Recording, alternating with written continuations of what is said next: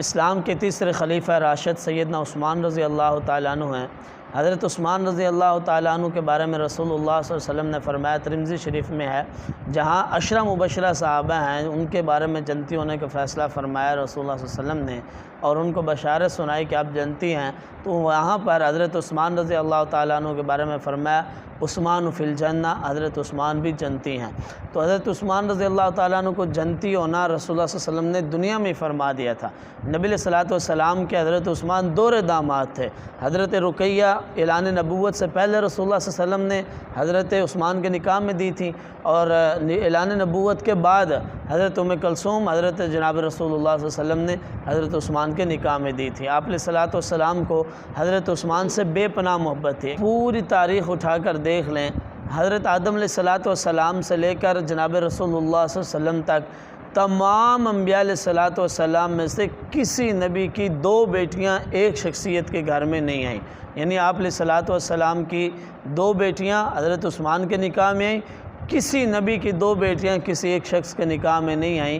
یہ حضرت عثمان رضی اللہ تعالیٰ عنہ واحد پوری انسانیت میں وہ شخص ہیں جن کو یہ اعزاز حاصل ہے کہ رسول اللہ صلی اللہ علیہ وسلم کی دو بیٹیاں حضرت عثمان کے نکاح میں آئیں۔ حضرت رقیہ جیسے ہی دنیا سے رخصت ہوئیں، آپ علیہ الصلوۃ والسلام کے نبوت کے اعلان کے بعد آپ نے پھر دوبارہ حضرت عثمان کو فرمایا کہ عثمان میں اپنی بیٹی ام کلثوم تمہارے نکاح میں دینا چاہتا ہوں۔ اتنی محبت تھی رسول اللہ صلی اللہ علیہ وسلم کو حضرت عثمان سے۔ حضرت عثمان کے بارے میں رسول اللہ صلی اللہ علیہ وسلم نے فرمایا الہی میں عثمان سے راضی ہو گیا، تو بھی عثمان سے راضی ہو جا، اور عثمان کو آج کے بعد کوئی عمل نقصان نہیں دے گا۔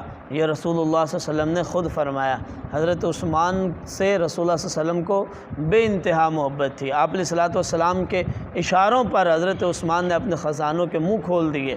حضرت عثمان نے نبی علیہ الصلوۃ والسلام کے لیے بہت بڑی بڑی قربانیاں دی۔ جب آپ علیہ الصلوۃ والسلام نے آپ علیہ الصلوۃ والسلام پر جب حضرت عثمان ایمان لے کے آئے نا، تو حضرت عثمان کو بہت ساری تکلیفوں کا سامنا کرنا پڑا، سب کچھ برداشت کرتے رہے، حتیٰ کہ اپنے سکے چچا نے بہت زیادہ تکلیفیں کی، لیکن حضرت عثمان نے برداشت کی، اور حضرت عثمان رضی اللہ تعالیٰ عنہ نے اسلام کا دامن نہیں چھوڑا۔ تو حضرت عثمان رضی اللہ تعالیٰ عنہ نے مسلمانوں کے لیے کنواں خریدا اور اس کو وقف کیا۔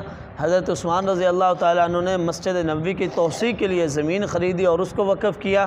حضرت عثمان رضی اللہ تعالیٰ عنہ کا جو وہ قافلہ آیا جس میں حضرت عثمان کے 1000 اونٹ تھے اور وہ اس سامان کے ساتھ لدے ہوئے تھے، بہت سارے تاجر آگے کہنے لگے کہ ہم آپ کو اتنا نفع دیتے ہیں، آپ یہ ہمیں دے دیں، کیونکہ مدینہ میں قحط پڑ چکا تھا۔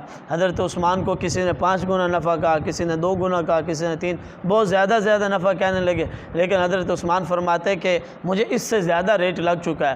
اب لوگوں نے پوچھا کہ بھئی ہم سارے تاجر جمع ہیں، تو آپ کو اس سے زیادہ ریٹ کس نے دے دیا؟ تو حضرت عثمان فرمانے لگے آپ کو معلوم ہے کہ اس وقت مدینہ میں قحط آ چکا ہے، لوگ پریشان ہیں، تو میں لوگوں کی پریشانی کو دور کرنے کے لیے یہ سودا اپنے رب کے ساتھ کرتا ہوں۔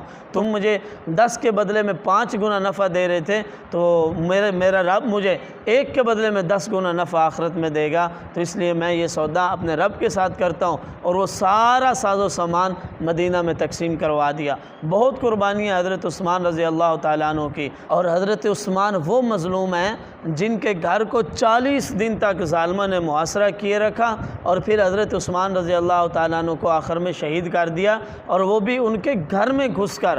بہت بڑی قربانی ہے حضرت عثمان کی۔ پھر حضرت عثمان قرآن پاک کی تلاوت کر رہے تھے تو حضرت عثمان کے گھر میں گھس کر ان کو شہید کر دیا گیا۔ حضرت عثمان کو جب شہید کرنے لگے تو ظالموں کو حضرت عثمان نے کہا او بدبختو، اگر تم مجھے شہید کرو گے، بلا وجہ شہید کر رہے ہو، اگر تم مجھے شہید کرو گے تو امت مسلمہ قیامت کی صبح تک ایک پلیٹ فارم پر جمع نہیں ہو سکے گی۔